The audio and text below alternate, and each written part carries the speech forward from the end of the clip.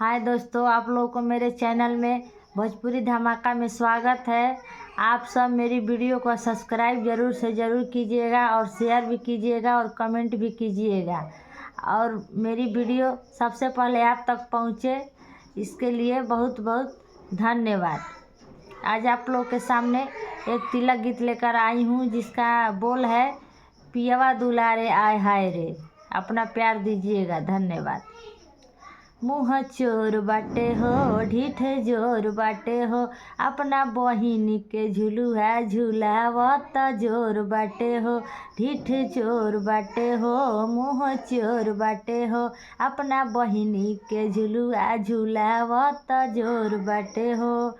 लेके मुँह में खियावे किनारे, लेके मुँह में खियावे किनारे, सखी सरवा बेचारे आए हाय रे। सखी सरवा बेचारे आए हाय रे। सखी सरवा बेचारे सेवा करता उ बड़ी दिल से, जाड़ा में काढ़ा लेता मजा दिल से। सेवा करता उ बड़ी दिल से, जाड़ा में काढ़ा लेता मजा दिल से।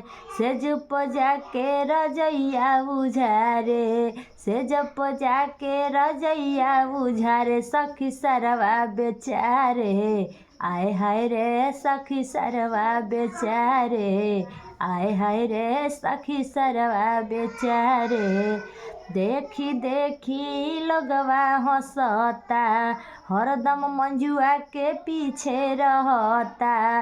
देखी देखी लोगवा हंसता, हरदम रीनवा के पीछे रहता। सांझ सवेरे उनका के दुलारे, सांझ सवेरे उनका के दुलारे, सखी सरवा बेचारे आए हाय रे। सखी सरवा बेचारे आए हाय रे। सखी सरवा बेचारे।